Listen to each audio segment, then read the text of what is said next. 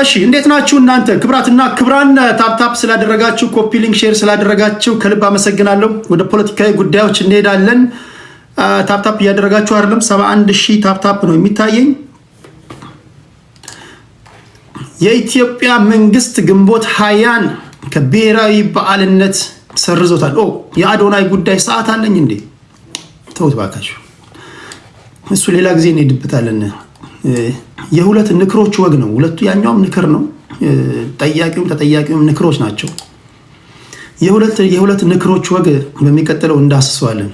ያኛው እንኳን ኑሮ ውድ አይደለም ያለው ልጅ ነው። አወቃችሁት? ቂጣ በግራ ጉንጩ ሞልቶ አንድ ቪዲዮ ሰርቼበት ነበር። ኑሮ ውድ አይደለም ነገሮችን የምታዩበት እይታ ነው እንጂ ብሎ የተሳለቀ ልጅ ነው። በነገራችን ላይ ንክር ነው። ስለዚህ እሱ ሌላ ጊዜ እንሄድበታለን፣ ወይም ደግሞ በጨዋታ ክፍለ ጊዜ ላይ እናመጣዋለን። ለአሁኑ በዚህ ላይ እናብቃና ግንቦት 20 የመንግስቱ ኃይለማርያም ወይም ደግሞ ንጉሳዊ ስርዓትን አስወግደው ሪፐብሊክ ስርዓት የመሰረቱ ሰዎች ናቸው። ኢትዮጵያ ለገባችበት ውጥንቅጥ አንበሳውን ድርሻ የሚወስዱ ሰዎች ናቸው። በእኔ እምነት ኢትዮጵያ ላለችበት ውጥንቅጥ የፖለቲካው ስብራት ግንባር ቀደም ተጠያቂዎች እነዚህ የደርግ ሰዎች ናቸው የሚል እምነት አለኝ። አይ ዶንት ኖ አሁን ያለው መንግስት ግንቦት 20ን ከብሔራዊ በዓልነት ለምንድን ነው የሰረዘው? ለምንድን ነው የሰረዘው?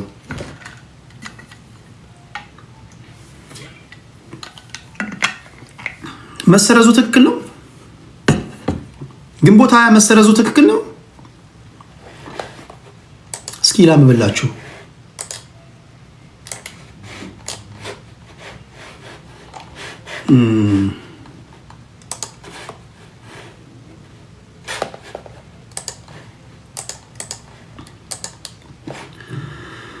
ኦኬ የህዝብ በዓላት ንዑስ ክፍል 1 ይላል።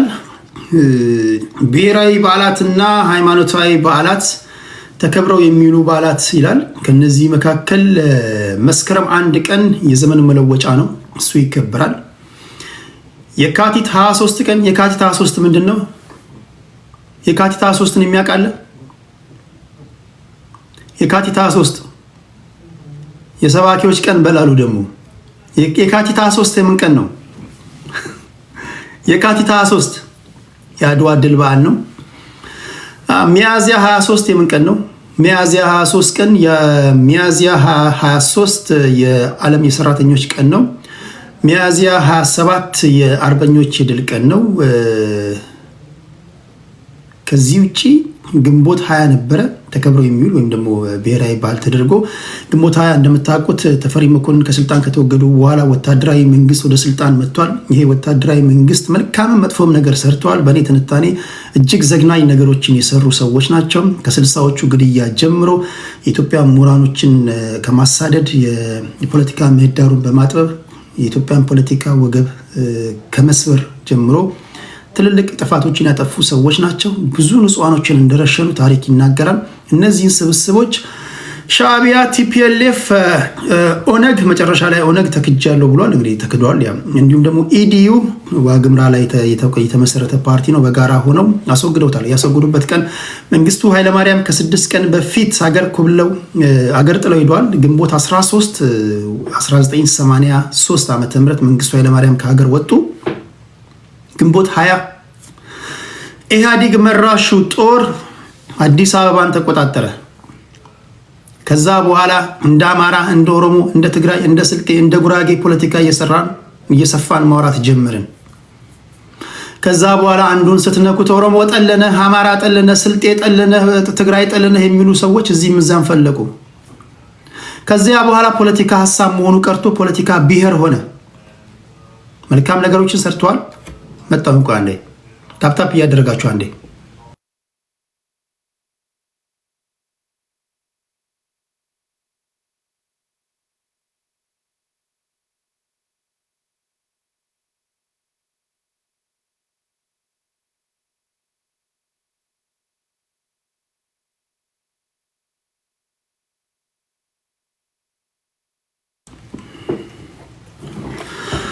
ኦኬ።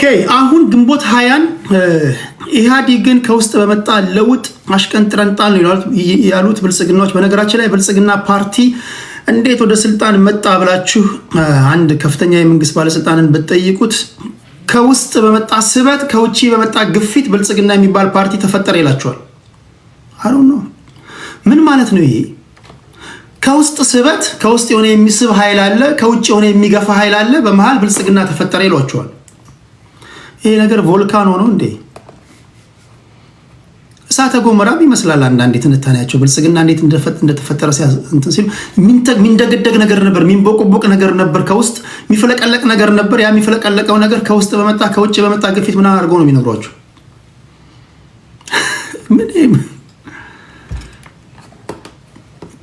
እሺ ግንቦት 20 ብሔራዊ በዓል ሆኖ እንዳይከበር ከልክሏል። ነገር ግን ከአንዱ ክልል በስተቀር ሁሉም ክልሎች ይህን ተግባራዊ አድርገዋል። የመንግስት መስሪያ ቤቶች እየሰሩ ውለዋል፣ ኤክሰፕት ከትግራይ ብሔራዊ ክልላዊ መንግስት ውጭ። ስለዚህ ሁለት ሀገር ነው ያለን ማለት ነው። ሁለት ሀገር የመሆን ነገር እየተለማመድ ነው የመጣ ነው። ግንቦት 20 የአንድ ክልል ድል ነው ማለት ነው። በፌዴራል መንግስትና በክልል መንግስቶች መካከል መናበብ የለም ማለት ነው። በዚህ ጉዳይ ላይ ግንቦት 20 የምትገቡ ሰዎች እድል መሰጣችሁ ሰዎች እጥን ምጥን ያለ ትንታኔ እንድሰጡኝ ነው ማደርገው። ግንቦት 20 መሰረዙ ትክክል ነው የምትሉ ሰዎችም ድምጻችሁን ሰማለሁ። ግንቦት 20 መሰረዙ ብሔራዊ ክህደት ነው፣ ወንጀል ነው፣ ትክክል አይደለም። ግንቦት 20 ብሔራዊ በዓል ሆኖ መከበር አለበት ቢኮዝ ግንቦት 20 በዚህ የምትሉ ሰዎች ድምጻችሁን ሰማለሁ። ይሄ የጨዋዎችና የምሁራኖች መድረክ ነው። ስለዚህ የምትገቡ ሰዎች ተማመንባችኋለሁ። አክብሬ ሳስገባችሁ በጣም መከበር አለባችሁ። ለራሳችሁ ክብር ስለሚኖራችሁ ነው የምትልኩት የሚል እምነት አለኝ። በዛ አውድ ነው የምናወራው። ሚሊዮኖች ያደምጧችኋል። ሌላው በኢትዮጵያና በኤርትራ መካከል እንካ ሰላምታው እየከረረ መጥቷል። የብልጽግና ሰዎች እጅግ አደገኛ መንገድ ላይ ናቸው ያሉት። እጅግ አደገኛ መንገድ ላይ ታውቃላችሁ። ድሪባ ኩምሳን በጃልሰኝ ዘመነ ካሴን በእስክንድር ነጋ ደብረ ጽዮንን በጌታቸው ረዳ ኢሳያስ አፈወርቂ በሌተናል ጀነራል ዮሐንስ ገብረስላሴ ነው። ዮሐንስ ማን ነው? ዮሐንስ ገብረ መስቀል። ኢሳያስ አፈወርቂን በሌተናል ጀነራል ዮሐንስ ገብረ መስቀል የማስበላት ዘመቻ ላይ ናቸው።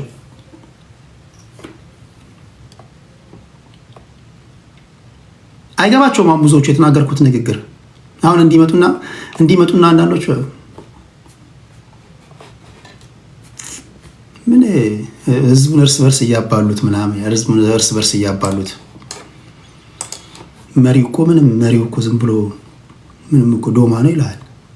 ማይ ፍሬንድ እርስ በርስ የምትበላላ ከሆነ ዶማው አንተ ነህ። ምን በራስህ ትንታኔ ነው እንጂ ዶማ ነው እያልኩ አይደለም። እርስ በርስ እኮ ነው እያባላን ያለው። እርስ በርስ እኮ ነው እያናከሰን ያለው። ዶማ ነው እንዴት ትላለህ? ለምን ትባላለህ አንተ? ይሄ መመለስ አለበት። ሰው የሆነ ምንድነው ለማላነሳላችሁ የፈለኩት ነገር በኤርትራና በፌዴራል መንግስቱ መካከል ጦርነት የሚነሳ ይመስላችኋል? እነዚህን ሁለት ነገሮች እጥን ምጥን ባለች መንገድ ትተነትኑልኝና ሀሳብ አስተያየቶቻችሁን ሰጥታችሁ እንለያያለን ማለት ነው። ደቂቃ አዘጋጅላችኋለሁ። የላካችሁ ሰዎችን አይቻለሁ። እዚህ ጋር ደቂቃ ላስተካክል።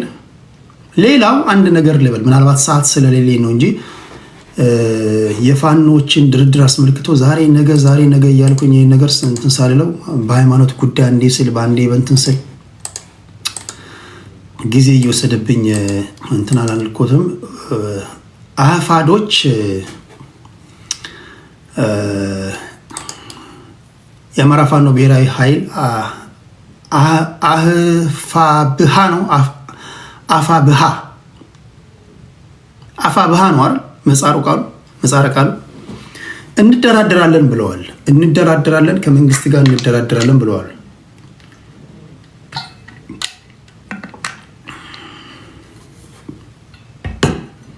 እንደራደራለን ብለው ያወጡትን መግለጫ ይሰማል፣ ያነበባለ አፋብሃዎች አላችሁ፣ የፋኖ ደጋፊዎች አላችሁ። አሁን አንዳንዶቹ ፋኖች መጨረሻ ላይ በቃ ፋይናሊ ፋኖቹ ለመደራደር እጃቸውን አነሱ ምናምን ብላችኋል። ግን ለመደራደር ያስቀመጧቸውን ቅድመ ሁኔታዎች ስትሰሙ የፌዴራል መንግስቱ ላይ ሙድ እያዙ ነው ይመስላችሁ። ኤግዛክትሊ ደግሞ ነው ያሰብኩትን ደግሞ አንደኛው ቃል አቀባይ የጎጃም ፋኖ ቃል አቀባይ የሆነው አስረስ ማረ ዳምጤ እኛ እኮ ዝም ብለን እንዲሁ ለምሳሌ ዓለም አቀፉ ማህበረሰብ እንደው ሊደራደሩ ነው የሚለው ነገር እናሳይ ብለን እንጂ ያስቀመጥናቸውን ቅድመ ሁኔታዎች የፌዴራል መንግስቱ እንኳን ሊተገብራቸውም ዞር ብሎ እንደማያቸው ወይም ደግሞ ከአቅሙ በላይ እንደሆኑ እናውቃለን ይሏቸዋል። በሌላ አባባል እንደው ለመደራደር ጥያቄ ያቀረቡ እንዲባሉ ነው እንጂ ያቀረቧቸው ነጥቦች አይታችኋል። ያ ሙድ እያዙ ነው ይመስለው ቁም ነገር። የመጀመሪያው እንደራደራለን ላስደምጣችሁ መሰለኝ ላስደምጣችሁ። አማራ ፋኖ ብሔራዊ ኃይል በቅድመ ሁኔታ ለድርድር ዝግጁ መሆኑን ገለጸ። ትናንት በአዲስ አበባ የአሜሪካ አምባሳደር ኤርቪን ማሲንጋ ኢትዮጵያን በተመለከተ ያወጡት መግለጫ እያነጋገረ ነው። አምባሳደሩ ትናንት በተከታታይ ማስተካከያ የተደረገባቸው 2 መግለጫዎች ያወጡ ሲሆን በቀዳሚው መግለጫ ሲመስለኝ ፋኖቹ ኤርቪን ማሲንጋ መግለጫ ወጥቶ ነበረ። ይሄ መግለጫቸው የአማራ ፋኖች በተለይም ደግሞ ተጨባጭ የሆነ አጀንዳ ይዛችሁ ወደፊት ቀረቡ፣ አመራሮቻችሁን ምረጡ የሚል ነገር ለመደራደርም ለመነጋገርም ምቹ የሆነ ተጨባጭ የሆነ ነገር ወደፊት አምጦ ሲሏቸው ለዛ ምላሽ ይመስለኛል ያወጡት መግለጫ እንጂ እያንዳንዱን በቅድመ ሁኔታ ያስቀምጡትን ቅድመ ሁኔታ ስታዩ ለመደራደር ፍላጎት ያላቸው አይመስሉም። ኦኬ እኔ ትክክል አይደለም። እስኪ እንስማው። መጀመሪያ እያንዳንዱን ለመደራደር ያስቀምጧቸውን ቅድመ ሁኔታዎች ላስደምጣችሁ። የኢትዮጵያ መንግስት የራሱን ህዝብ በድሮን መጨፍጨፍ ያቁም ያለው ሲሆን በቀጣዩ መግለጫቸው ግን ይሁን ጠናና የመግለጫ እንዲቀየር ልመናና ተማጽኖች እንደተቸው ያንጸባረቁት ሀሳብ እንደሆነ ልብ ይሏል። የሆነው ሆኖ የአሜሪካ መንግስት ለአብይ አገዛዝ ጀርባን ፓጉዞም ከአሜሪካ አምባሳደር ኤርቪን ማሲንጋ ጣጭ የሆኑ ጉዳዮችን ይዞ ይምጣ ጣር ምላሽ የሰጠው የአማራ ፋኖ ብሔራዊ ኃይል ቅድመ ሁኔታዎችን በማስቀመጥ ለድርድር ዝግጁ መሆኑን አሳውቀዋል። አፋብሃ በዝርዝር ባወጣውና 3 ገጽ በሸፈነው የእንግሊዝኛ መግለጫው በአማራ ህዝብ ላይ ሲደርስ የኖረውንና እየተፈጸመ ያለውን የማሳደድ ግድያና ጭፍጨፋ በስፋት አንስቷል። ሆኖም አሁን ላይ ለድርድር ዝግጁ የሚሆነው ያስቀመጣቸው ቅድመ ሁኔታዎች ሲመለሱ እንደሆነ በመግለጫው አሳውቀዋል። የመጀመሪያው መስፈርት በአማራ ክልል ፋኖን እየተዋጉ ያሉ የጸጥታ ኃይሎች በሙሉ ክልሉን ለቀው ይውጡ። የመጀመሪያው ነጥብ የአማራ ፋኖችን በአማራ ክልል ውስጥ እየተፋለሙ የሚገኙ የፌዴራል መንግስት የጸጥታ ኃይሎች ክልሉን ሙሉ በሙሉ ለቀው ይውጡ። ይሄ ሊሆን የሚችል ነገር ነው። በመንግስት በኩል ተቀባይነት የሚያገኝ ነገር ነው። ከመደራደራችን በፊት የመንግስት የጸጥታ ኃይሎች በሙሉ አማራ ክልል ለቀው ይውጡ። ሁለተኛው የሚለው ነው። በክልሉ ያሉ የብልጽግና ጽህፈት ቤቶች እንዲዘጉ፣ አመራሮቹ ስራ እንዲያቆሙ፣ በክልሉ ውስጥ ያሉ የብልጽግና ፓርቲ ጽህፈት ቤቶች በሙሉ እንዲዘጉ፣ አመራሮቹ ስራ እንዲያቆሙ። 2 ሽግግር መንግስት በክልሉ እንዲቋቋም በሚልም ቀይ መስመር አስቀምጧል። አፋብሃ የብልጽግና የፖለቲካም ሆነ የጸጥታ ኃይል ክልሉን ለቆ እንዲወጣ ነው የጠየቀው። የተባበሩት መንግስታትና አሜሪካንን ጨምሮ ግልጽና ያልተገደበ አጣሪ ቡድን ወደ ክልሉ እንዲገባና በአማራ ህዝብ ላይ የተፈጸሙ የዘር ማጥፋት ወንጀሎች አጣሪ ቡድን ከአሜሪካ ከአውሮፓ የተወጣጣ አጣሪ ቡድን አማራ ክልል ላይ ወይም ደግሞ አማራ ህዝብ ላይ የተፈጸሙ በደል በገለልተኛነት እንዲያጣራ በቶሎ ሀገር ቤት እንዲገባ 3 ማጣራት የሚለውንም አፋብሃ በቅድመ ሁኔታው አስቀምጧል። የታሰሩ የአማራ ፖለቲከኞች፣ በአማራነታቸው የታሰሩ ሰዎች፣ በአማራ ጉዳይ የታሰሩ ጋዜጠኞችና አክቲቪስቶች ከተለቀቁ ወደ ድርድር እንመጣለን ብለዋል። የታሰሩ የአማራ ጋዜጠኞች፣ በአማራ ብሔር ተወላጅ የሆኑ ፖለቲከኞች በሙሉ የታሰሩት በአማራነታቸው ስለሆነ እንዲፈቱ፣ እንዲሁም በክልሉ የተገደቡ የመሰረተ ልማቶች በአፋጣኝ ከተነሱ ወደ ድርድር እንመጣለን ይላል መግለጫው። የተዘጉ መንገዶች በሙሉ ከተከፈቱ ወደ ድርድር እንመጣለን። ልብ በሉ። በኢትዮጵያ አሜሪካ አምባሳደር ኤርቪን ማሲንጋ መግለጫ ወጥተዋል። በተለይ ትግራይ ሄደው ከመጡ በኋላ መግለጫ ወጥተዋል። ኦነጎች የጀመራችሁት የመደራደሪያ መንገድ ትክክል ነው፣ በርቱ፣ ቀጥሉበት።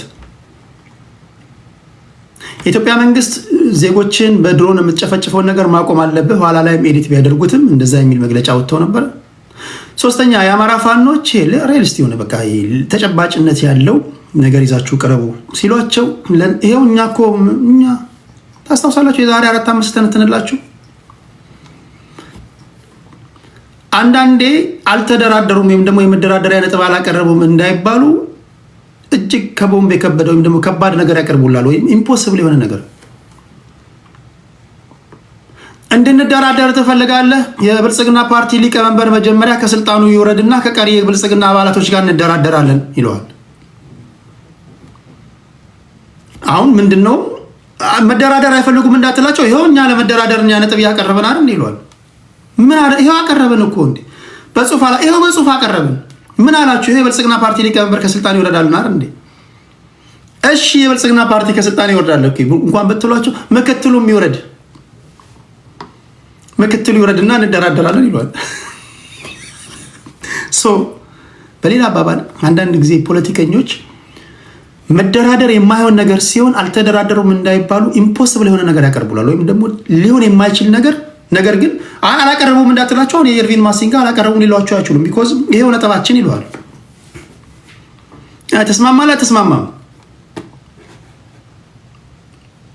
ተስማማላ ተስማማም ይለዋል። አሁን የመደራደር ወይ ደግሞ ለመደራደር አልፈለጉም ልትላቸው አትችልም።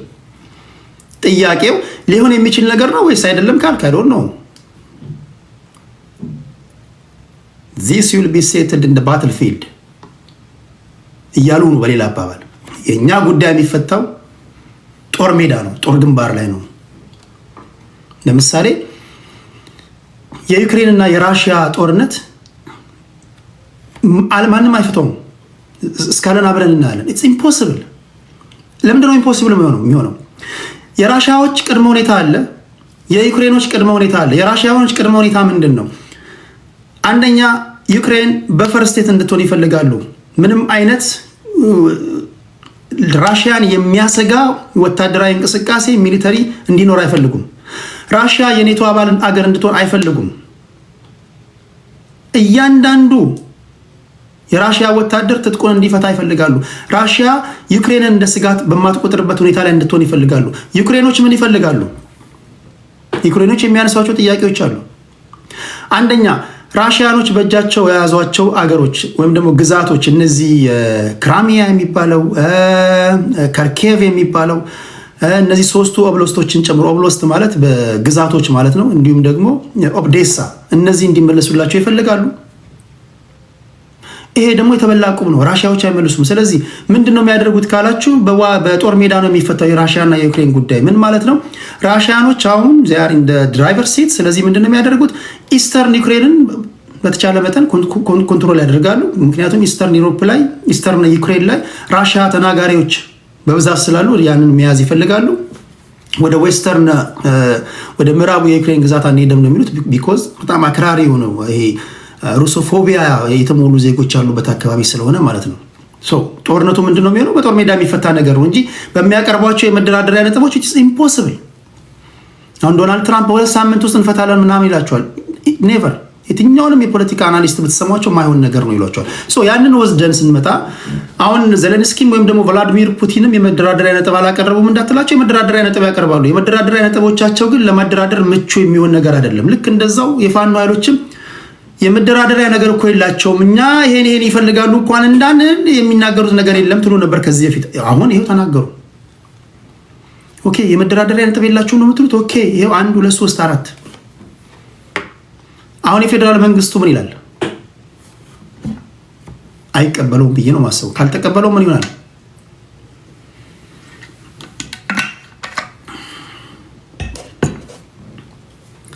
በጉልበት የሚፈታ ይሆናል ማለት ነው። ላብነትም ኦኬ ለዚህ ማስረጃ ምናልባት አንተ ዝም ብለህ ነው የምታወራው። እነሱ የመደራደሪያ ነጥብ ያቀረቡት እውነት ለመደራደር ፈልገው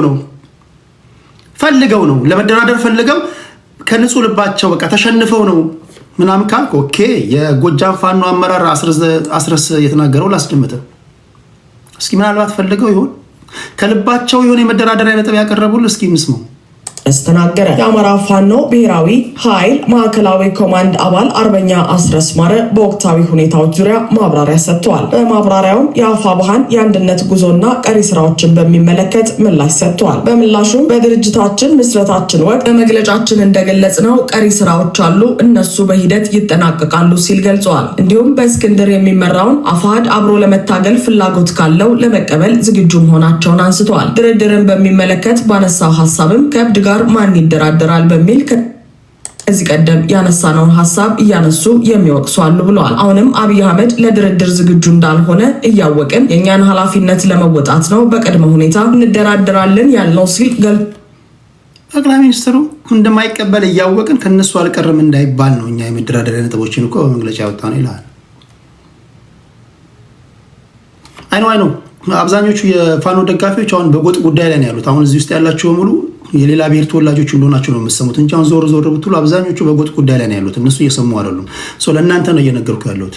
እነሱ ምን በወጣቸው እንደዚህ አይነት ነገር ያሉ። በእርግጥ ትክክለኛ አማራ ልጆች አሉ እየሰሙ ያሉ። ትክክለኛ አማራ ልጆች አላችሁ። ትክክለኛ አማራ ልጆች እስኪ አንዳንድ ቁጥር ጻፉልኝ። እየሰማችሁ ያላችሁ ጎጥ ውስጥ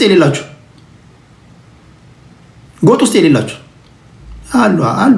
አሉ ትክክለኛ አማራ ልጆች አሉ እንጂ አብዛኞቹ በጎጥ ላይ ነው ያሉት። እዛ ቤዚ ሆነዋል። እንደዚህ አይነት ነገር አሁን ጊዜው አይደለም ለነሱ። ግን ብዙዎቹ አሉ ትክክለኛ አማራ ልጆች አሉ እየሰሙ ነው። ኦኬ ጽዋል ካስቀመጥናቸው ቅድመ ሁኔታዎች ውስጥ አብይ አህመድ አንዱንም እንደማይፈጽም እናውቃለን። ነገር ግን ለሚታዘበን የዓለም አቀፉ ማህበረሰብ ዓላማችንን መረዳት ስላለበት ነው መግለጫውን ያወጣ ነው ብለዋል። ከዚህ በፊት የተናገርነውን በጣም እንደ ትልቅ ሽፈት ወይ ደግሞ ፖለቲካን እንዳለመረዳት ቆጥረው ብዙዎቹ የሚናገሩት ነገር አለ። ከእብድ ጋር ማን ይደራደራል የተባለው እኔ ከአብይ አህመድ በላይ እብድ ያለው የዚህ ሀገር የሚባል አለ ማለት አልችልም። ራሱ የአሜሪካ መንግስት በመሰከረው መሰረት የራሱን ህዝብ በድሮን የሚጨፈጭፍ መረዋለው ገዘዋለው የሚለውን ህዝብ እርስ በርስ ለማታቆስ ለማዋጋት ቀን ከሌት የሚሰራ በራሱ ላይ አንዱን አማጺ ስፖንሰር እያደረገ ሰዎች ከቦታ ቦታ እንዳይንቀሳቀሱ የሚያደርግ አረመኔ አገዛዝ ጋር ስለምንድን ነው እንዴት ነው የምትደራደረው በሚል ነበር በጊዜውም በደንብ ተብራርቶ ተቀምጦ የነበረውና አሁንም ያንን ኮሚትመንት እንደሌለው በእኛ በኩል ዝግጁም እንዳልሆነ ወርዛት ማተር አብይ አህመድ ለዛ ነገርም ዝግጁም እንዳልሆነ እናውቃለን። እያወቅንም ጭምር ግን ለዓለም አቀፉ ማህበረሰብ መረዳት ስላለበት ጉዳዩን ማወቅ ስላለበት የእኛን ሪል ኢንቴንት ሀሳብ ማወቅ ስላለበት ነው በዛ ልክ ዘርዘር አድርጎ ለማቅረብ ቅድም ያልኳችሁ ነው ሙከራው።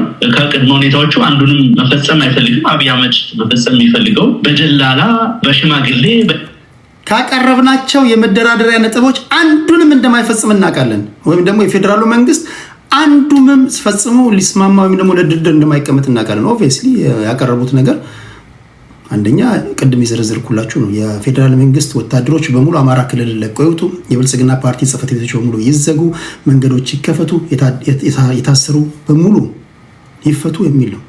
ለምሳሌ ሁለቱም እንኳን እንስማማለን ቢሉ በሁለቱ እንደማይስማሙ ያውቃሉ። ከነዚህ መካከል እያንዳንዱ ወታደር ወይም ደግሞ የመንግስት ወታደር ፖሊስ አካባቢው ለቆ ይውጣ በሚለው ሊስማሙ አይችሉም። እያንዳንዱ የብልጽግና ፓርቲ ጽሕፈት ቤት ይዘጋ በሚለው ሊስማሙ አይችሉም። ስለዚህ የዓለም አቀፉ ማህበረሰብ አልተደራደሩም እንዳይሉን እንደማይደራደር እናውቃለን እኮ ነው እያሉት።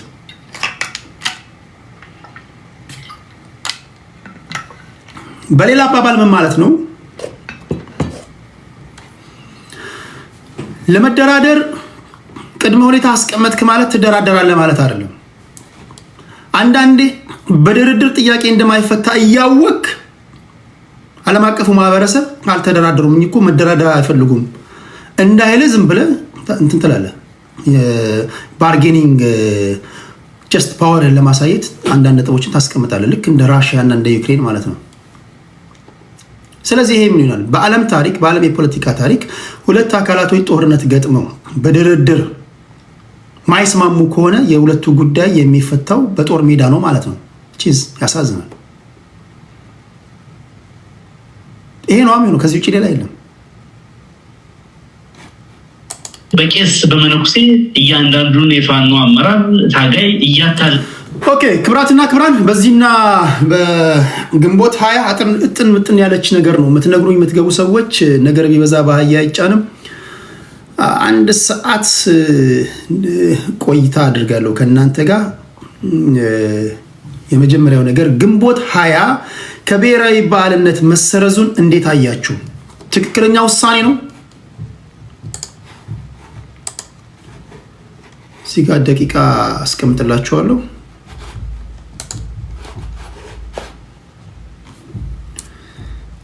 ኦኬ ግንቦት 20 የኢትዮጵያ መንግስት ከብሔራዊ በዓልነት ሰርዞታል። ይሄ ትክክለኛ ነገር ነው? ሁለተኛ በኢትዮጵያና በኤርትራ መካከል ጦርነት ሊደረግ እንደሚችል ጦርነት የማይቀር ነገር የሆነ ያለ ይመስላል። የእናንተ ትንታኔ ምን ይመስላል? አፋር አካባቢ የፌዴራል መንግስቱ የትግራይ ብሔር ተወላጆችን እነዚህ እያሰለጠነ ነው። አሃደ ኪለተ እኔ አሃደ ስል ሆ ትላላችሁ፣ ክለተ ስል ትላላችሁ፣ ሰለስተ ስል ዋይ ትላላችሁ የሚሉ ሰዎችን አይቻሉ አይታችኋል። ልክ ታማኝ በየነ ከዚህ ቀደም በነበረው ጦርነት አቤት የመንግስት ግን ተንኮል ታማኝ በየነ ስል ዮ ወደፊት ስል እንደምትሉት ልክ በዛው በትግረኛ ሲሉ አይቻሉ አይታችኋል። አፋር አካባቢ አይታችኋል። እኔ አሃደ ስል ኦ ትላላችሁ፣ ኪለተ ስል ትላላችሁ፣ ሰለስተ ስል ዋይ ትላላችሁ እና የሚሉ ልጆችን ሰልጣኞችን አይቻለሁ። ይሄ ወዴት ይወስዳችኋል? ጎበዝ ቀደም ሲል እንደነገርኳችሁ ድሪባ ኩምሳን በጃል መሮ በጃል ሰኚ ደብረ ጽዮንን በጌታቸው ረዳ ዘመነ ካሴን በእስክንድር ኢሳያስ አፈወርቂን በሌተናል ጀነራል ዮሐንስ ገብረ መስቀል የማስበላት ታክቲክ ላይ ያለ ነው። ክብራትና ክብራን ንግግር ለብዙዎቻችሁ ይገባችኋል አይገባችሁም አላውቅም፣ ግን ብዙዎቻችሁ እዚህ ውስጥ በፖለቲካ ጥርሳችሁን የነቀላችሁ ሰዎች አላችሁ። ለእናንተ ይገባችኋል። ሪኩዌስት ልኩልኝና ለእያንዳንዳችሁ 6 ደቂቃ ሰጥቻችሁ በየ6 ደቂቃው የኤርትራ ብሔር ተወላጆችም ካላችሁ ሀሳብ አስተያየቶቻችሁን መስጠት ትችላላችሁ። ኤርትራውያን አላችሁ? ኤርትራውያን አላችሁ? የኤርትራ ብሔር ተወላጆች አላችሁ? ኤርትራውያን ትላንት አንድ ዶክመንተሪ እያየው ነበር። የሆኑ ከእንግሊዝ ሀገር የሄዱ ዩቲዩበሮች አስመራን እያስጎበኙ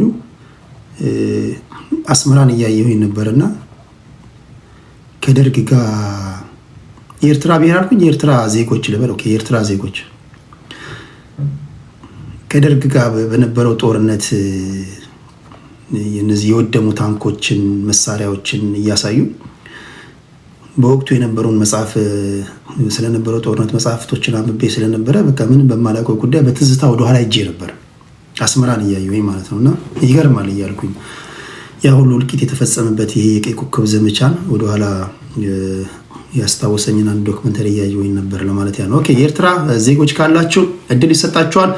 ኤርትራ ተወላጆች ስትመጡ እዚህ ቲክቶክ ላይ ቤት ከፍተው የሀገሬንና ሕዝቤን እንደሚያሰድቡ ሰዎች አይደለሁም እኔ። ይሄ የተለየ ቤት ነው። በፍጹም ጨዋነት ነው የኤርትራ ብሔር ተወላጆች የኤርትራ ዜጎች የምትገቡት። ይሄ በፍጹም ጨዋነት ነው።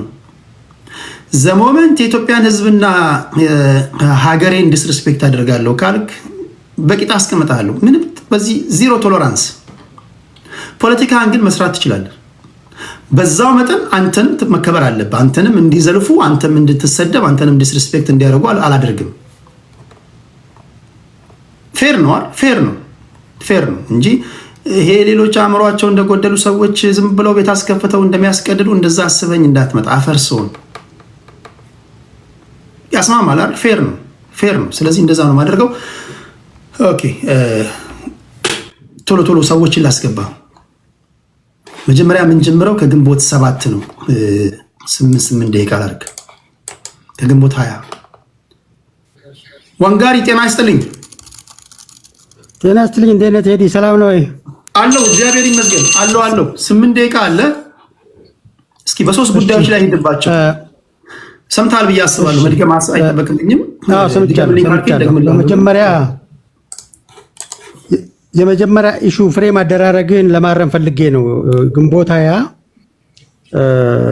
ኦፊሻሊ የህዝብ በዓል ሆኖ አያውቅም። በአዋጅ የህዝብ በዓል ሆኖ አያውቅም።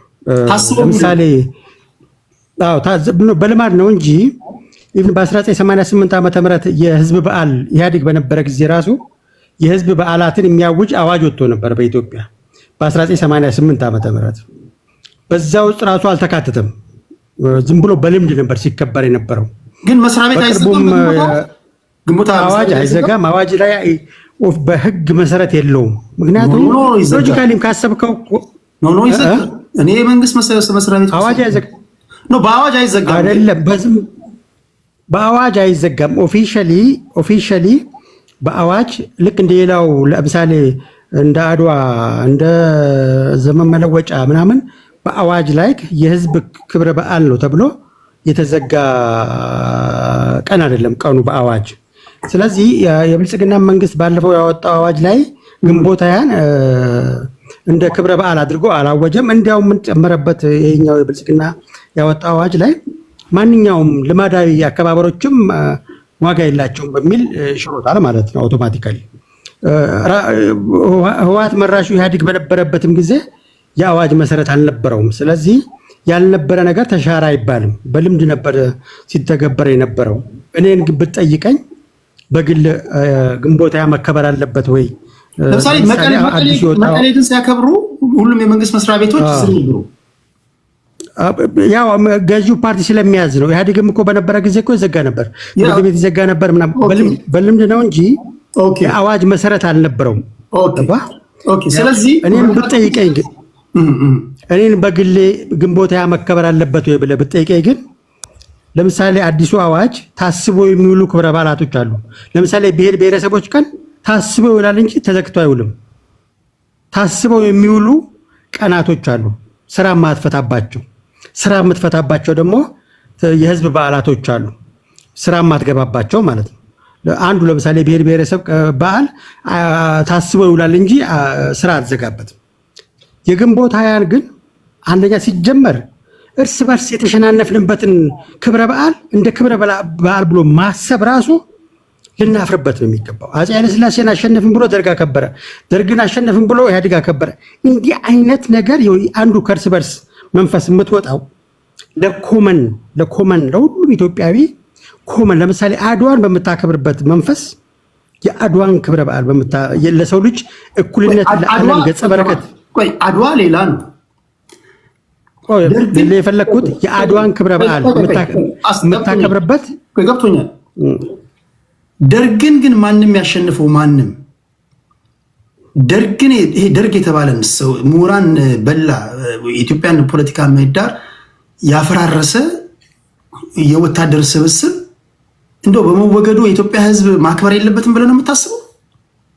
ይኸውልህ እርስ በርስ ያው ምን አለ መሰለኝ ሲቪል ዋር አንዱ የሲቪል ዋር ማስወገጃው መንገድ ቴዲ ዘላለም አንተ አሸናፊ ተብለህ መወደሱ ወይም ደግሞ ያንተ ተሸናፊነት ዘላለም ሁሉ የመጠቀሱ የሲቪል ዋርን ያባብሳል እንጂ አይቀንስም። ወንድሙ ስላሸነፈ የካራ ማራ ድል እኮ አንዱ ስናከብር የምናሳቀቀው የሶማሌዎች ኢትዮጵያን ሶማሌዎች እኮ ስላሉበት እኮ ገብቷል። ኢቭን ካራ ማራን በምናከብርበት ድል መጠን የካራ ማራ ድልን በምናከብርበት መጠን እና አድዋን በምናከብርበት አንድ አይደለም አከባበሩ። ዝም ብለህ አስተውለህ ከሆነ ማለት ነው። እርስ በርስ የተሸናነፍክበትን እንደ ክብረ በዓል ማሰብ በጣም ያሳዝናል። ለምሳሌ የግንቦት ሃያ ፍሬ ማለት ለእኔ የግንቦት ሃያ ፍሬ ማለት ከሰውነት ሰብ ሂውማን የሆንበት ነው። ጎጥ ውስጥ የገባንበት ነው። ከሰው ልጅ የወረድንበት ነው። ትልቁን የአማራ ማህበረሰብ ምስኪን ህዝብ፣ ለፍቶ አዳሪ ህዝብ ገዢ አድርገህ የተዛባ ግንኙነት አለን ብለህ ስታፈናቀለው ስትገልበት የነበርከው ድል ነው።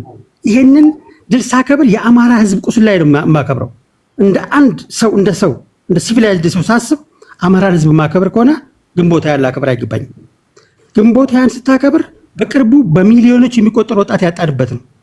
በ600 ሺህ የሚቆጠሩ ተጋሩ ወንድምና እህቶቻችን ያጣንበት ውጤት ነው። የግንቦት ሃያ ውጤት የዛ ፍሬ ውጤት ነው። ስለዚህ ይህንን እንደ ክብረ በዓል ይታወጅ ብለህ ብትጠይቀኝ እኔ አይታወጅም ነው መልስ። ግን በመጀመሪያ ደረጃ ኢሹን ፍሬም ስታደርግ በአዋጅ ክብረ በዓል ያልተደረገ ነገር አልተሻረም። አዋጁ አይፈቅድም። የክብረ በዓል አልተደረገም። አለመደረጉም ትክክል ነው ብዬ ነው ሀሳቤን ሰመራይዝ የማደርገው። ምክንያቱም ሰብ ሂውመን የሆንበት በዓለም የቆሸሽንበት ያነስንበት በ21ኛው ክፍለ ዘመን በጎጥ የምናስብበትን ውጤት ያመጣ ሁል ጊዜ ትንሽ እንድንሆን ያደረገን ወደፊትም 9 ትንንሽ እንድንሆን አቀባብሎ ያስቀመጠን ውጤት ነው ግንቦት ሃያ። ስለዚህ ይህን ግንቦት ሃያ በኢትዮጵያ ሌቭል ይከበር ብሎ ማለት ራስን የመከፋፈል እርስ በርስ ጦርነትን የማወጅ ያክል በቅቡል እንዲሆን እርስ በርስ መዋጋት ቅቡል እንዲሆን ኤክስክሉሽነሪ የሆነ አንተ ከዓለም ህዝብ ጋር አንድ ትሆናለህ። በዓለም ካናዳ ቁጭ ብለህ ተከብረህ ትኖራለህ። በሀገር ግን ትሳደዳለህ፣ ትፈናቀላለህ፣ ትገደላለህ። እንዲህ አይነት የጎጥ ፖለቲካን ያመጣብን ግንቦት ሃያ አክብር በአዋጅ ውስጥ ጨምር ብትለኝ የመጀመሪያው ተቃዋሚ እኔ እሆናለሁ ማለት ነው። ትክክልም ስላልሆነ ኮንሰፕቹዋሊም ካሰብከው እርስ በርስ ተዋግተህ እኔ አንተን አሸንፌ ወይም አንተ እኔን አሸንፈ የምታከብረው በዓል ለሁለታችንም ሉዝ ነው። ወንድምን አሸንፈ የምትፎክርበት ሊሆን አይገባም። ከእንደዚህ አይነት ሜንታሊቲ የሰው ልጅ ኢኳሊቲ ያለበት ወደ ፖለቲካል ሲቪሊቲ ለመግባት የምናስብ ከሆነ እርስ በርስ ላይ ያሳየነውን ጀግንነት የምንፎካከር ከሆነ መቼም ሰላማዊ ሰላም ፈጥረን አብረን በሰላም የመኖር እንትናችን ይገለዋል። ስለዚህ እንደዚህ አይነት ነገሮች አለመከበራቸውና ኢህአዴግም አዋጁ ለማስገባቱ አይ ቲንክ በዚህ ላመሰግነው እወዳለሁ። ባለፈውም በወጣ የክብረ በዓላትን በሚደነግገው አዋጅ ዛሬ 2013 መሰለኝ 14 ላይ የወጣ አዋጅ አለ። በዛ ላይም የግንቦት ሃያ አለመካተቱ ትክክል ነው ብዬ ነው የማምነው። ይሄ ሲባል ግን አጠቃላይ አሁን እንግዲህ ሆሊስቲክ ሆነ ስትመዝነው ግንቦት ሃያ ያመጣው ፍሬ ይኖራል። ደርግ መውደቁ ያመጣው ፍሬ ይኖራል። ንጉሱን መጣሉ ያመጣው ፍሬ ይኖራል። አዘ ሴም ታይም ደግሞ ወደ ኋላን የመለሰን የሆነ ችግር አለ ማለት ነው።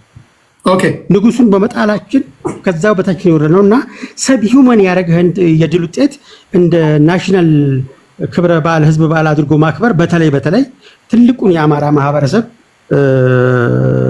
ያለ ስም ሰጥቶ አግላይ አድርጎ ሲያፈናቅል ሲያሰድድ የነበረን ድል እንደ እንትን አድርጌ አማራ ህዝብ ላይ ቁጫው ለነሰንስ ሞራሉ የሚሉኝ ትክክል ነው ብዬ አላምንም። ኢትዮጵያን እወዳለሁ ምል ከሆነ የአማራ ህዝብ ቁስል ሊያመኝ ይገባል። ኢትዮጵያን እወዳለሁ ምል ከሆነ ባለፉት የሞቱት 600,000 ተጋሩ ያለቀሰች አደይ ያሳዝኑኛል፣ አቦ ያሳዝኑኛል። ይሄ የግንቦት ሃያ ፍሬ ውጤት ነው። እርስ በርስ የተጋደልንበት ልናፍር የሚገባበት ልንሸማቀቅ የሚገባበት ዳግም እንኳን እኛ ላይ ይብቃ ወደ ልጆቻችን አይተላለፍ ብለን ልንልበት የሚገባ የክብረ በዓል ነው ብዬ ነው የማምነው። በግሌ ምንጠቅ የሆነ ማለት ነው። ጊዜ ካለ ቀጣውን አጀንዳ በሚቀጥለው ሄደበታለሁ።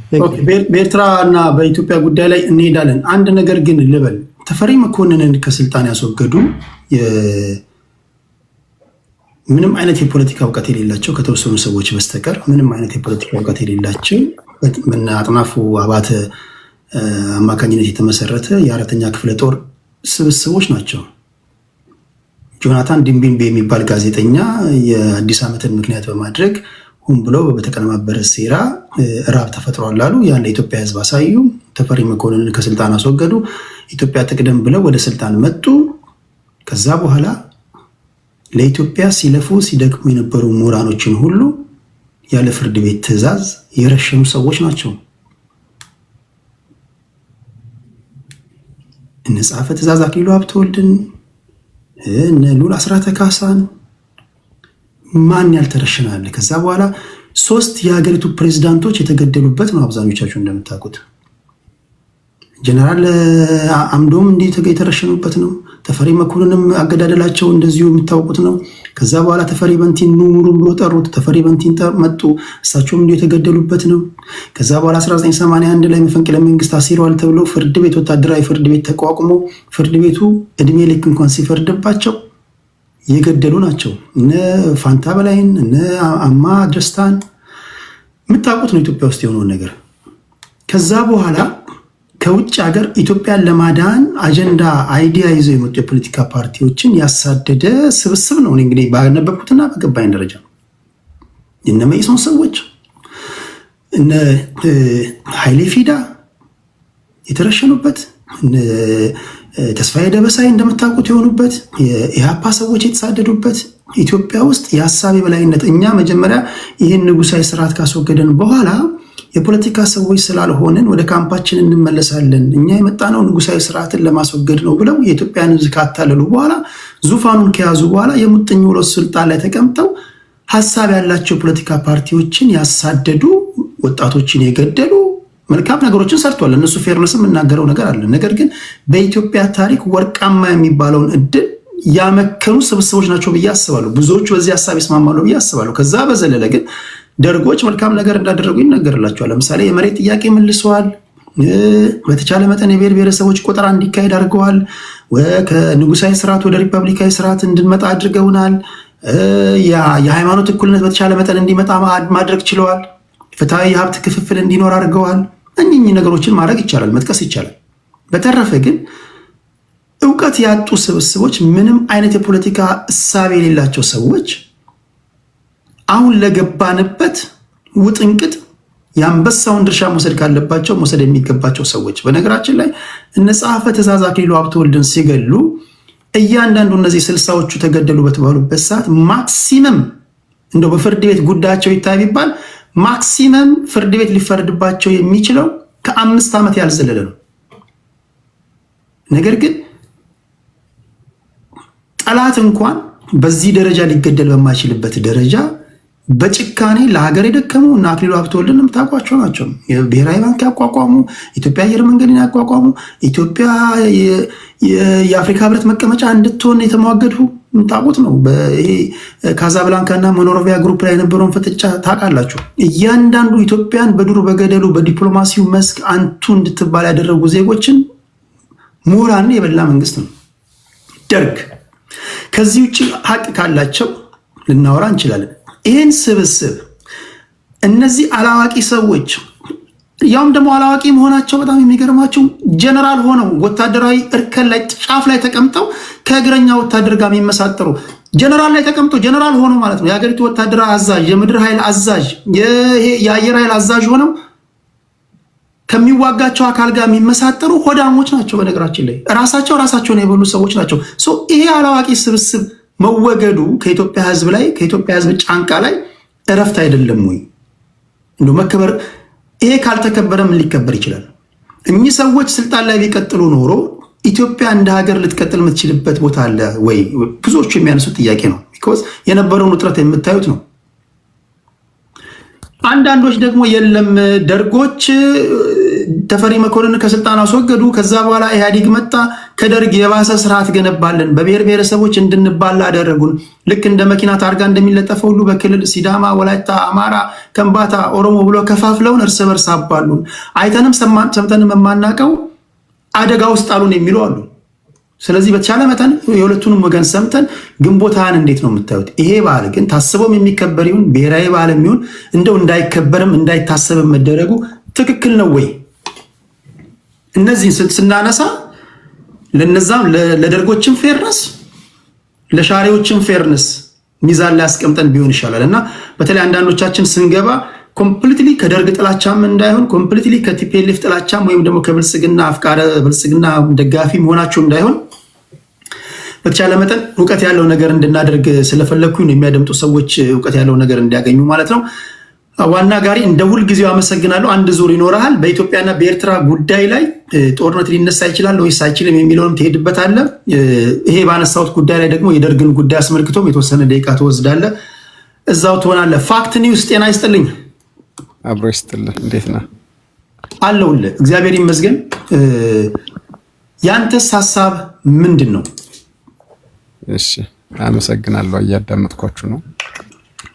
በመሰረቱ አንድ ነገር መገንዘብ ያለብን ኢትዮጵያ ውስጥ ሁል ጊዜ ያለው ችግር የጋራ የሆነ የለንም። የጋራ የሆነ ቋጠሮ፣ የጋራ አላማ የሆነ ነገር ቢኖረን ብዙ ጊዜ አንጨቃጨቅም በእንደዚህ አይነት ነገሮች ማለት ነው። እና በትጥቅ ትግል የመጣ ንጉስ ወይም ፓርቲ የግድ ያችን ቀን ያከብራል። የምስማማበት ያችን ድል ያደረጉበትን ቀን። ምክንያቱም ኮዝ ይዘው ነው የሚነሱት። ሄዲ አይደለም ታጋዮች የሆነ ኮዝ ይኖራቸዋል። ሴራ የሚኖረው ፌርም ላይ ሆነ እኮ ይችላል፣ ግን የሆነ ኮዝ ይኖራቸዋል እና ያንን ኮዝ ይዘው ይመጡና ድል ሲያደርጉ ያችን ቀን ሰለብሬት ያደርጓታል። የጋራ ግን አይሆንም። የጋራ የማይሆንበት ምክንያት ምንድነው? መጀመሪያ አዋጅ የማያውጁም፣ እንዲሁ ዝም ብለው ነው በቃ የኛ ቀን ነው የኛ ቀን ይላሉ። ፎር ኤግዛምፕል አሁን ፋኖ ቢያሸንፍ ምሳሌ ነው የምነግርህ፣ እመነኛችን ቀን ያከብራል። ስለዚህ ምንድነው የምነግርህ? አንዳንዱ ለአንዱ ቅዱስ ለሌላው ርኩስ ይሆናል ማለት ነው። ይሄን መቀበል አለብን አምነን። አሁን እኔ ቲፒኤልኤፍን በጣም ነው የምጠላት፣ ነገር ግን ይሄንን ባላታክብር የሚል ተቃውሞ የለኝም፣ አልዋሽም። ምክንያቱም ለመሰለ እንዴ ብልጽግና እኮ ናሽናል ባል ከልክሏል። አድዋ እኮ ናሽናል ባል ነው ባይዘው። እውነት ነው የምነግርህ። በደንብ እዚህ ጋር የብልጽግና ደጋፊዎች ካላችሁ ሐሳብ ስጡበት። በኋላ ልብስ እኔ የመረጥኩልን ልብስ እኔ የመረጥኩልን ቦታ ነው የምታከብር ተብለው አድዋ እንዴት ነው የተደረጉት? እንግዲህ ናሽናል ባል ነው ባይዘው። የህዝብን ባል ቴዲ ታውጅለታል፣ ታጠናክርለታል እንጂ አትነካበትም። የህዝብ ባል ነው። ነጮች እንድል ያደረግንበት ባል ነው። ተመልከት እና ምንድነው ግንቦት ሃያ ለአንዱ ቅዱስ ለሌላው ርኩስ ነው ያልኩበት ምክንያት አለ።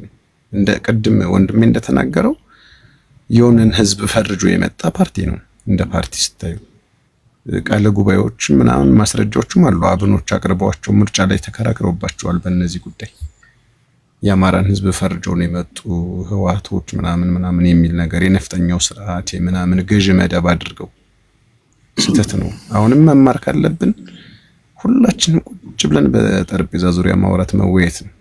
አለበለዚያ ጦርነት እየተጎሸመ አንዱን እየጠላ የሚሰጡ ኮሜንቶችን እያየሁ ነው። የትግራይ ልጆች አሁን አንተንም እየተሳደቡ እያየሁ ነው። ኮሜንት ላይ ተናጋሪ ወንጋሪንም እየተሳደቡ እያየሁ ነው። ከስድብ ለምን ፈርታይል የሆነ ነገር ዘው መታያ ሳምኑንም ፈርታይል የሆነ እንቀበላለን። ፊደል የቆጠርን ሰዎች ነን።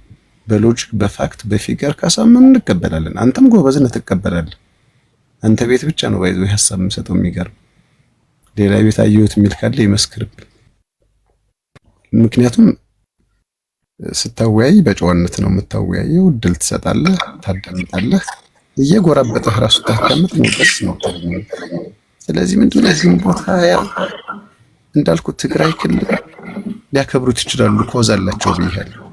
አዲስ አበባ ላይ ወይ ኦሮሚያ ላይ ወይ አማራ ክልል ላይ ወይም ሰሙዌር ግን ልታከብሩ አትችልም። ለምን? ኦልሬዲ ፓርቲው ተገልጽሷል፣ ከፓርቲነትም ተነጥሏል፣ ተሰርዟል። የጋራችን ስላልሆነ የሚያጣላ ነገር የለውም። እነሱም የሚቃወማቸውን አክሴፕት ማድረግ ራሱ አለባቸው። አሁን ላይ ለምን ነው የሚያከብሩት? ኦልሬዲ እኮ ከፌደራል መንግስት ወጥተዋል። እንደውም ከቻሉ እነሱም ባያከብሩት ህዝባቸውን ቢጠግኑበት ያን በዓል በሚያከብሩበት። የተራበ ብዙ ህዝብ አለ እና ግን ምንድነው አጠቃላይ እንደው ይሄ ነገር እንዲያበቃ ነው የምጸልየው እንደ አንድ ዜጋ እንደ አንድ ሀበሻ። እንደዚህ አይነት ነገሮች ገመድ መጓተቶች ያንዱን ቁስል አንዱ መውጋት የለበትም። አንዱ ቁስል ላይ አንዱ መራመድ የለበትም። አንተ እንዳልከው የማያስፈልጉ ነገሮች መወገዝ አለባቸው። ብላክ ኤንድ ዋይት ተነግሮ ማለት ነው። እዚህ ጋር ግን የብልጽግና ደጋፊዎች ላይ ምን ሐሳብ መስጠት የምፈልገው ምንድነው መሰለህ? እነሱም እንዳይነት ባህሪ ያየንባቸው ነው። አሁን ለምሳሌ አሁን እዚህ ጋር አይ ግንቦት ሃያ መከበር የለበትም ስላው እነሱ ደስ ይላቸዋል። የደገፍኳቸው ነው የሚመስላቸው፣ ግን አይደለም። ሪዝን ስላለኝ ነው። እና ምንድነው በአዋጅ የተአወጀን ነገር በአዋጅ ነው የምትለው። አዋጁን አሻሽለህ በህገ መንግስት የታወጀን ነገር በህገ መንግስት ነው። ለምሳሌ ኦሮምኛ ትምህርት አሁን ህዝቡ ላይ የተጫነው ለምሳሌ ከህገ መንግስቱ ውጭ ነው። የሚገርም ምሳሌ ባነሳል። ይሄን ብልጽግናዎች እንዴት ያዩታል? አብረው ግንቦት ሃያም እንደዚህ ነው። አዋጅ አውጀህ አዋጁን በአዋጅ መሻር ትችላለህ። ህዝብን እያወያየህ ህገ መንግስቱንም ያሉ ነገሮችን በህገ መንግስት አሻሽለህ አውጥተህ ነው እንጂ ደስ ያለህን እያመጣህ እኔ ስልጣን ይዣለሁና እንደዚህ አድርጋለሁ እየተባለ ወዳሉን ነገር እየተገባ ነው ያለውና ባጭሩ ምንድነው ግንቦት ሃያ ለኢትዮጵያ ህዝብ ያን ያህል የዋለለት ውለታ የለም። አንዱን እየደመሰሰ መጣ። ደርጌ ነዛኞችን አላከብርም የኔ እንድላከብራለሁ አለ። ይሄኛው ደግሞ እንደዚህ ያከብራለሁ አለ። አሁን ደግሞ ነገ ብልጽግና መመነኝ ባለፈው 7 ዓመታት እያለ ሲያከብራን ነበር ድግስ ደግሶ 7ኛ ዓመታችን ምናምን እያሉ ብልጽግናዎች ራሱ ባያውጁም እኮ ተደግሶ በሚሊዮን ወጥቶበት ሲያከብሩ ነበር። ይሄስ በምን ይለያል? እና ያለው ነገር ይሄ ነው። አመሰግናለሁ። ሐሳቤ የጎራበጣችሁ ካላችሁ ምናልባት ይቅርታ። ስለዚህ እንዳይከበር መከልከሉ ትክክል ነው ያልከው? አዎ በትክክል። ኦኬ እሺ፣ ወደ ሶራ እመጣለሁ። ሶራ እሺ ቴዲ እንዴት ነው? ሰላም አለን። እሺ አሁን ስለ ግንቦት ሃያ የተነሱት ነገሮች አሉ። ግንቦት ሃያ በዓሉ ሲከበር ማለት ብዙ ፍላጎት ነበረው ወይ የሚለው ነው አንድ ፖይንት እኔ ማየው። ለምሳሌ ግንቦት ሃያ ሲከበር ሰዎች ከስራ ለመቅረት ወይም ትምህርት ቤት ስለሚዘጋ ምናምን ደስ ብሏቸው ሊያከብሩ ይችላሉ እንጂ እውነተኛ የኔ ማለት ደስ ብሎኝ ሀገራዊ በዓል ነው ምናምን ብሎ የሚያከብር ሰው ላይ አይቻል አቅም እንዳጋጣሚ ሆኖ ማለት ነው። ብዙ ሰዎች ደስተኛ ሆነው በቃ ልክ አሁን አድዋ ሲከበር ሰው ደስ ብሎት ያከብራል። ቲሸርት አሰርቶ ምናምን የሆነ ቫይቡ ደስ የሚል ቫይብ ይፈጥራል። ሰው ኢትዮጵያዊነት የሚፈጥር የጋራ አንድነት የሚፈጥር ነገር ነው ምናምን ብሎ ሰዎች ደስተኛ ሆነው ሲያከብሩ አይቻለሁ። ግንቦት ሃያን ግን እንደዛ ጠብቆ ጓግቶ የሚያከብር ሰው የለም እኔ እስከማውቀው ድረስ በአብዛኛው ሰው ማለት ነው። የሆነ አካል ደግሞ የሚፈልገው አካል አለ ደግሞ ግንቦት 20 የእኔ ትክክለኛ የህልውናዬ ቀን ነው፣ በቃ ትክክለኛ እኔ ማንነቴን ያገኘሁበት ቀን ነው ብሎ ደግሞ የሚያስብ ሰው አለ። ያ አሁን ክፍፍል ይፈጥራል፣ የጋራ በዓል እንዳይሆን ያደርገዋል ማለት ነው። ከዋንጋሪም ከፋክት ኒውስም ውስጣቸው ነጥቦች አሉ። ግን አሁን ለምሳሌ ኢትዮጵያ ውስጥ ለምሳሌ የካቲት 12 የሰማዕታት ቀን ታስቦ ነው የሚውለው፣ ለዛውም በጣሊያን የተጨፈጨፈንበት ኢትዮጵያኖች ቀን ማለት ነው። ይሄ እንግዲህ አሁን አስቡ ከግንቦት 20 አንጻር የትኛው ነው ቫልዩ የሚሰጠው ፖይንቱ? የካቲት 12 ለኔ ቫልዩ ያለው በደንብ ቢከበር ማለት ነው፣ ብሔራዊ በዓል ሆኖ ማለት ነው። ለብሔራዊ አንድነትም ለሀገራዊ አንድነትም ሞር የካቲት 12 የተለያየ ቫልዩ አለው፣ እንዲሁም ካራማራ ጭምር ማለት ነው። ካራማራ እኮ እንደውም ታስቦ የማይውልም ብሔራዊ በዓልም አይደለም። የሚገርመው ነገር ማለት ነው። አንድ ነገር ግን እዚህ ጋር እንትን በሉ፣ ቅድም ዋንጋሪ ሲናገር ነበር። እኔ እስከማውቀው ኢትዮጵያ ውስጥ ግንቦት 20 ታስበው የሚከበሩ በዓላቶች ብሔራዊ በዓላቶች አይደሉም። የመንግስት መስሪያ ቤቶች አይዘጉም፣ የግልም እንደዚሁ ብሔራዊ በዓል ስላልሆነ መንግስት መስሪያ ቤቶች እንዳይዘጉ የሚከለክላቸው ናቸው። በግንቦት 20 ግን በግንቦት 20 ወቅት ግን እኔ የሚከፈት መስሪያ ቤት አለ ብዬ እኔ አላስታውስም። ሁሉም መስሪያ ቤቶች እንደሚዘጉ 34 ዓመት ትምህርት ቤትም ሆነን ስራ ላይ ሆነ ስራ ይዘጋል፣ ትምህርት ይዘጋል። ምንም ስለዚህ ብሔራዊ ታስቦ የሚውል በዓል ነው ልንለው አንችልም። ባይጻፍም በግድ ስለዚህ ብሔራዊ በዓል ነው ማለት ነው። ታስቦ የሚውል እኮ ባህል ቢሆን እኮ እንደ የካቲት 12 ስራ ይዘጋም ነበረ ምናምን ታስቦ ይታለፍ ነበር። ዝም ብለህ የአበባ ጉንጉን ብቻ አስቀምጠህ ታልፈው ነበር ማለት ነው ኖርማሊ። አሁን ካራማራ ምናምን ለምሳሌ ብሔራዊ በዓልም አይደለም ታስቦ የሚውልም በዓል አይደለም። ሰዎች በግል በኩባ ኤምባሲ አማካኝነት በምናምን በተለያየ መልኩ በግል ፍላጎታቸው ሄደው ያከብራሉ እንጂ መንግስት ኦፊሻሊ አስቦት እራሱ አይውልም። ስለዚህ አሁን ሰው የሚያየው አሁን እኮ በደርግ ጭካኔ ላይ በደርግ ጊዜ የነበሩ ሰዎች እኮ ይስማማሉ። ቅድም የዘረዘርኩትን ህዝቡ እያየ ያለው ደርግን ካስወገድክ በኋላ የመጣው ስርዓት ምን አይነት ስርዓት ነው የሚለው ነው። እና እውነትም ግንቦት 20 እያከበርን እንድናልፈው ወይም ደግሞ እንድናከብረው የሚያደርግ ስርዓት ነው የመጣው ወይስ ከደርግን የሚያስመኝ ስርዓት ነበር የተከሉልን ኢህአዴጎች? በዚህ መሀል መሰለኝ ያለው እና አሁን መከበር ነበረበት መከበር የለበትም የሚለውን ጉዳይ ከደርግ በኋላ ስለመጣው ወይም ደግሞ ስለተተከለው መንግስት ይመስለኛል አይደል? ያ ዋናው ፖይንት እኮ ነው። ለምሳሌ ብልጽግና መጋቢት ምናምን የመጣበትን በዓል ብሔራዊ በዓል ቢያደርገው በካላንደር እንዲዘጋ ቢያደርገው ማለት ነው ሁሉም ኢትዮጵያ ደስ ብሎት ያከብራል? አያከብርም። አሁን ለምሳሌ የሚቃወም ሰው አለ ብልጽግና።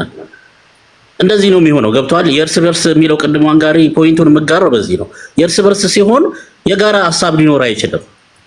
አድዋ ከሁሉም ሰው ያግባባል። ለምን ሁሉም ኢትዮጵያዊ ነው ፓርቲሲፔት ያደረገበት የኔ ነው ብሎ ያምናል ሰዎች። ግን አሁን ለምሳሌ የብልጽግና በዓልም ኦፊሻል በዓል ሆኖ ካላንደር ቢዘጋው ሰዎች ደስተኛ ይሆኑ፣ የሚከፋው ህዝብ አለ፣ የሚደሰትም እንዳለ ማለት ነው። ግንቦት 20 ካስታወስክ እኮ ለምሳሌ ሲከበር ሰዎች በሃይገር ባስ ምናምን እየሄዱ በካድሬ ምናምን በቀበሌ የሰበሰበ ዝም ብሎ የሚያከብረው እንጂ ሰው ደስ ብሎት ወዶ ፈቅዶ እንደ አድዋ ድል በዓል በራሱ ትራንስፖርት ሄዶ ምናምን ነገር አያከብርም። ገብቷል? ያ ፍላጎት የለውም ብዙ ሰዎች ላይ ማለት ነው። ያ አስተሳሰብ የለም። የጋራ አስተሳሰብ ብሔራዊ አንድነት የሚፈጥር በዓል አይደለም ብሎ ሰዎች ያምናሉ። እንዳልከው ደግሞ የሆነ ቦታ ላይ ደግሞ የሚፈልግ ሰው ነበረ ግንቦት 20 የሚያከብር ሰው በተለያየ ምክንያት ማለት ነው። በአብዛኛው ከኔ ጭምር ግንቦት 20 ሲመጣ ነገ ስራ የለም ብዬ ተኝቼ ለመዋል ነበር የምጠቀምበት በአብዛኛው ማለት ነው። ምክንያት ለኔ ምንም እንትን የለውም፣ በቃ ፋይዳ ቢስ ነው ለኔ። አሁን ስሜት የለውም። ደስ የሚላቸው ዘሩ ሰዎች አሉ ያንን ፓርት ደግሞ የሚያከብሩ ማለት ነው። ኦኬ ዞሮ ህዝባዊ ተሳትፎ ያለው ባያል ቢሆን አሪፍ ነው። እንደዚህ አያነጋግርም ነበረ ኖርማሊ ማለት ነው። ዞሮ ሲመጣ በኢትዮጵያና በኤርትራ ጉዳይ ያንዣበበ ስላለው ጦርነት ሀሳባችሁን ትሰጡኛላችሁ። ከዛ እንሰናበታለን። አንዳንድ ድን ቀደም ሲል ለአንድ ሰዓት ተኩል ነበር የገባሁት። ነገ በዚህ ርዕስ እገባለሁ። ለዚህ ብቻ ብዬ በሰፊው እናወራለን። ያልከው ነገር በአብዛኛው ሚዛን የሚያነሳ ይመስለኛል። ምክንያቱም የመንግስት መቀየር ሳይሆን የተተከለው መንግስት ወይም ደግሞ የለውጡ መንግስት ለህዝቦች ምን አተረፈ የሚባለው ነው እንድታከብረው እንድጠላው የሚያደርገ። ህዝብ ደግሞ በባህሪው ጥያቄዎቹን ከመለስክ አክብረው እንኳን ባትልም ራሱ ያከብራል። በተለይ የኢትዮጵያ ህዝብ በተለይ ከደርግ በኋላ የመጣው የኢህአዴግ መንግስት ህዝብ አማሯል ወይስ አላማረም? ለህዝብ መልካም ትሩፋቶችን አምጥቷል ወይስ አላመጣም? አይ ትሩፋቶች አምጥቷል፣ በጣም መልካም እድሎችን አምጥቷል፣ ብዙ ነገሮችን የምትሉት በስርዓቱ ተጠቃሚ የሆናችሁ ሰዎች ወይም ደግሞ ኢህአዴግ ውስጥ የነበራችሁ ባለስልጣናቶች መሆን የለባችሁ። ህዝቡ ምን ይላል ነው ስለ እናንተ መሆን ያለበት። አሁንም ስልጣን ላይ ያላችሁ ሰዎች እናንተ ስታልፉ ህዝቡ ስለእናንተ ምን ይላል? ምንድነው እየሰራችሁ ያላችሁት? እናንተ ወደ ስልጣን የመጣችሁበትን ቀን ይባርካል ወይስ ይረግማል? አይ ዶንት ኖ ህዝቡ ምን እንደሚል አላውቅም። ብልጽግና ከውስጥም መጣበሉት ከውጭም መጣበሉት ከየትም ይምጣ አሁን ባለበት ሆኖ የመጣበትን ቀን ህዝብ እንዴት ነው በደስታ ነው የሚያከብረው ወይስ በምሬት? እሱን ለእናንተ ለተው ኮመንት ላይ ላላችሁ ሰዎች። ትንሣኤ ወደ አንተ ልምጣሽ ወንድሜ።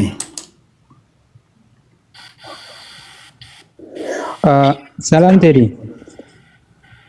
አለን። እሺ ቀጥል። ኦኬ ቴንክስ። አይ ቲንክ ግንቦት ሃያን በተመለከተ መሰለኝ አሁን ነው የገባሁት። ዲስከስ ስታደርጉት ከነበረው የተረዳሁት እሱን ነው። ግንቦት ሃያ ኢትዮጵያ ኦፊሻሊ ቅኝ የተገዛችበት ጊዜ ነው። የኮሎናይዜሽን እንደዛ ነው ኢንተርፕሬት የማደርገው። ሶ ትንሽ ሂስቶሪካል ባክግራውንዱን ስናየው ምንድነው ከአድዋ ድል በኋላ ለምንድን ነው ከአውሮፓ ትንሽ ማይልስ በቅርብ ርቀት የምትገኝ አገር ነጭን ልታሸንፍ የቻለችበት ምክንያት ላይክ ፓወርፉል የሆነ ነጭን ልታሸንፍ የቻለችበት ምክንያት ምንድን ነው? what is the mystery behind የሚለው ጥያቄ ተነስቶ ኢትዮጵያ ዳይቨርሲቲ ያለባት ናት። ዳይቨርስ ሪሊጅን፣ ዳይቨርስ ላይክ ኔሽንስ፣ ናሽናሊቲስ ኤንድ ፒፕልስ በዚህኛው ቋንቋ የተለያየ ማንነቶች ያሉባት ሀገር ነች እና ልዩነት ቢሰበክ እና የሆነ ማይኖሪቲ አምሃሪክ ስፒኪንግ ሩሊንግ ክላስ አለ እነሱ ላይ እንዲያምፁ ልዩነት ቢሰበክ ይሄ ሰክሰስፉል ስትራቴጂ ሊሆን ይችላል ተብሎ ስትራቴጂ የተዘየደበት ባይ ዘ ዌይ ይሄ ሮማን ፕሮቼስካ የሚለው መጽሐፍ ሰው ሲያነብ የባሩድ በርሜል እሱን ነው የሚያየውና ሊትራሊ ያ መጽሐፍ ይሄንን ነው የሚቀሰቅሰው። ሶ ለመጀመሪያ ጊዜ የጣሊያኑ የ5 ዓመት ኮሎናይዜሽን ለመጀመሪያ ጊዜ የብሔር ስትራክቸርን የብሔር አገዛዝን ኢትዮጵያ ውስጥ የተገበረው መጀመሪያ የጣሊያን ቅኝ ግዛት ነው። ማነው የጣሊያን የ5 ዓመቱ ቆይታ ነው ማለት ነው። ኢትስ ኖት ኦፊሻሊ ቅኝ ግዛት። ሶ ከዛ በኋላ ከጣሊያን መሄድ በኋላ ይህ አስተሳሰብ በእኛው በአገር ውስጥ ሰዎች በሰዓቱ በነሻቢያ እና በ1960ዎቹ ትውልድ ነው የተቀነቀነው ይሄ የብሔር ብሔረሰቦች ጉዳይ። ሶ ኢትዮጵያ የብሔር ብሔረሰቦች እስር ቤት ነች። ስለዚህ ብሔር ብሔረሰቦች ከኢትዮጵያ እስር ቤት ነፃ መውጣት አለባቸው የሚለው ኮንሴፕት የመጣው ከዛ በኋላ ነው። ደን ለብዙ አመታት ሲቀነቀን ቆይቶ ኦፊሻሊ በመዋቅር ደረጃ ስልጣን ቀንቶት ተግባር ላይ የዋለው ግንቦት 20 ላይ ነው። ይህ አስተሳሰብ ኢትዮጵያ የብሔር ብሔረሰቦች እስር ቤት ነች የሚለው አስተሳሰብ አሸናፊ ሆኖ ኦፊሻሊ ኢትዮጵያ ውስጥ የተተከለው ግንቦት 20 ነው። which means it is የኮሎናይዜሽን ኮንሴፕት by the way divide and conquer policy ለመጀመሪያ ጊዜ ኢትዮጵያ ውስጥ ኢንስቶል የተደረገው ይሄ አስተሳሰብ ነው። ሶ ህገ መንግስቱን ስታዩት እኛ ብሔር ብሔረሰቦችና ህዝቦች ገና ከፕሪያምብሉ ጀምሮ የራሳችን መልክዓ ምድር ያለን፣ የራሳችን ታሪክ ያለን፣ የራሳችን ባህል ማንነት ያለን አሁን በመፈቃቀድ just voluntarily ኢትዮጵያን ሪክሪኤት አድርገናታል። ኢትዮጵያን ፈጥረናል። ካልፈለግን ደግሞ መበተን እንችላለን። ለዚህም ጋራንቲ አንቀጽ 39ን አስቀምጠናል ብለው የተከሉበት ስርዓት ነው። so the whole concept of that constitution, that federalism is እኛ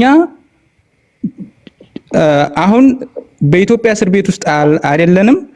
ጀስት በፈቃደኝነት ላይ የተመሰረተ ሀገር ብቻ ነው የመሰረት ነው። ካልፈቀድን በማንኛውም ሰዓት አንቀጽ 39ን ተጠቅመን እንበትናታለን ነው የሚለው።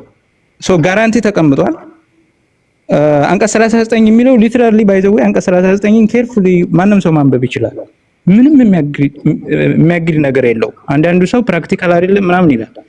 በጣም ቬሪ ቬሪ ኢዚ ፕራክቲስ ለማድረግ ቬሪ ቬሪ ኢዚ የሆነ አንቀጽ ነው። ገና ከጀማመሩ ብሔር ብሔረሰቦችና ህዝቦች የራሳቸውን ዕጣ ፈንታ በራሳቸው የመወሰን መብታቸው እስከ መገንጠል ድረስ ያለምንም ገደብ የተጠበቀ ነው የሚለው። ያለምንም ገደብ with no restriction ነው የሚለውና ስቴፕስ አሉት።